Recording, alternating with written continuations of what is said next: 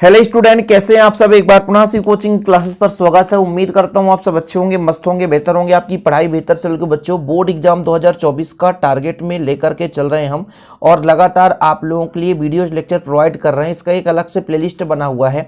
Online fact में chapter 6 का बच्चों आज हम लोग देखने वाले हैं। चैप्टर 6 के ऑनलाइन फैक्ट यानी 20 से 25 क्वेश्चन ऐसे, जिसे तैयार करने के बाद आपके सारी की चीजें, जिससे मान लीजिए सही विकल्प हो गया, रिक्त स्थान हो गया, या कि मान लीजिए आपका सही जोड़ी हो गया, ऐसे आपके क्वेश्चन बनते हैं तो भाई साहब आपका क्लियर हो जाएगा। चलिए शुरू करते हैं बच्चों। यहां पर देखिए, चुंबकीय फ्लक्स का ऐसा मात्रक क्या होता है? वेबर। सुपर फास्ट रिवीजन, ज्यादा समय नहीं लेंगे बच्चों यहां पर हम। तो पहला क्वेश्चन आपका क्लियर हो गया होगा। चुंबकीय फ्लक्स का ऐसा मात्रक क्या हो गया? वेबर। चुंबकीय फ्लक्स का ऐसा मात्रक वेबर। 100 प्रेरकत्व का ऐसा मात्रक हेनरी होता है। चैप्टर 6 के क्वेश्चन, ठीक है। विद्युत चुंबकीय प्रेरण की खोज किसने की थी? तो फैराडे ने की थी। विद्युत चुंबकीय प्रेरण की खोज किसने की बच्चों? फैराडे ने। प्रेरित धारा की दिशा किसके आधार पर ज्ञात की जाती है? तो लेंज के नियम के आधार पर। किस आधार पर? लेंज के नियम के आधार पर। किसी बंद परिपथ में प्रेरित धारा कब प्रवाहित होती है? जब परिपथ में बद्ध चुंबकीय फ्लक्स में परिवर्तन होता है। यानी बद्ध चुंबकीय फ्लक्स में परिवर्तन होता है तो प्रेरित धारा उत्पन्न हो जाता है। 1 हेनरी कितने माइक्रो हेनरी के बराबर होता है? 1 हेनरी की बात की जा रही है, 10⁻6 माइक्रो हेनरी।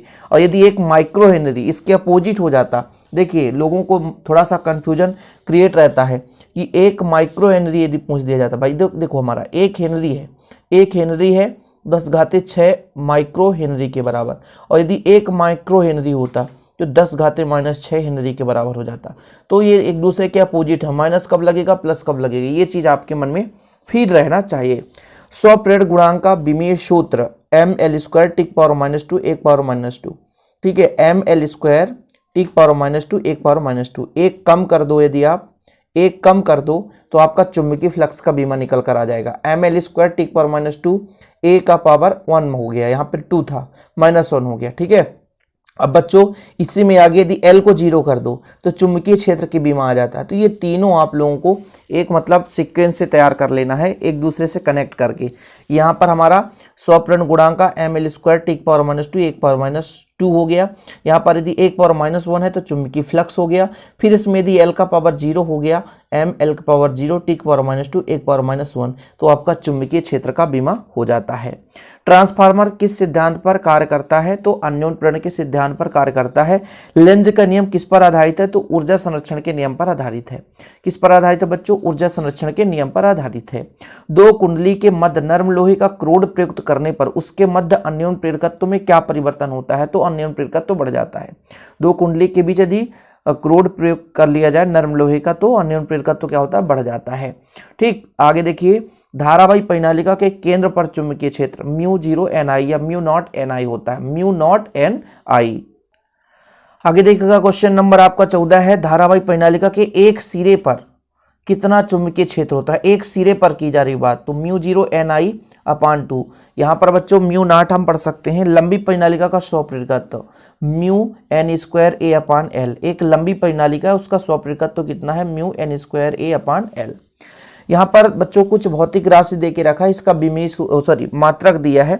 ऑब्जेक्टिव क्वेश्चन में पूछ दिया जाता है चुंबकीय फ्लक्स का मात्रक न्यूटन मीटर प्रति एम्पियर। 100 प्रेरकत्व का मात्रक होता है वेबर प्रति एम्पियर। चुंबकीय क्षेत्र वेबर प्रति मीटर स्क्वायर। प्रेरित विद्युत वाहक बल वेबर प्रति सेकेंड हो जाएगा।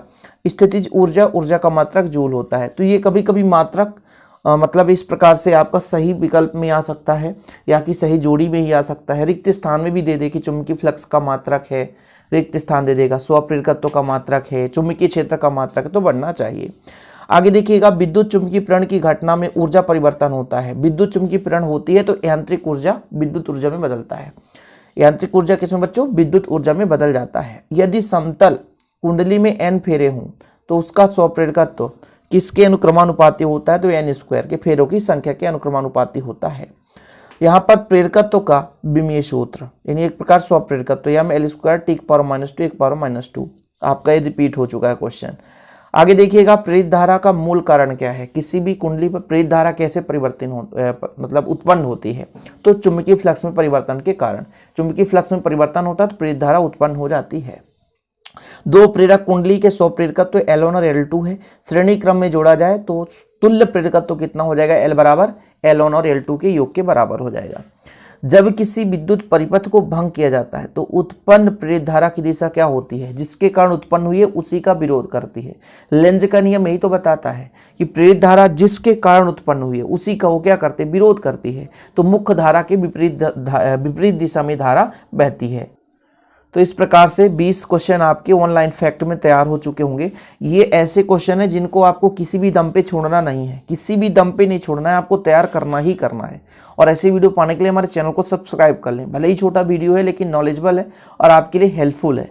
ओके बच्चों, और यदि आप लोगों ने अभी तक नोट्स नहीं लिया है तो कॉन्टैक्ट नंबर ले लीजिए 9685299149। शिव कोचिंग क्लासेस का पर्सनल नंबर है, मेरा पर्सनल नंबर है। व्हाट्सएप में आप कांटेक्ट करके नोट्स बाय कर सकते हैं, या डिस्क्रिप्शन पे ऐप का लिंक मिल जाएगा हमारे शिव कोचिंग क्लासेस का, वहां से आप हमारे ऐप के साथ जुड़ सकते हैं। ओके बच्चों, आज के लिए इतना ही। जय हिंद, वंदे मातरम।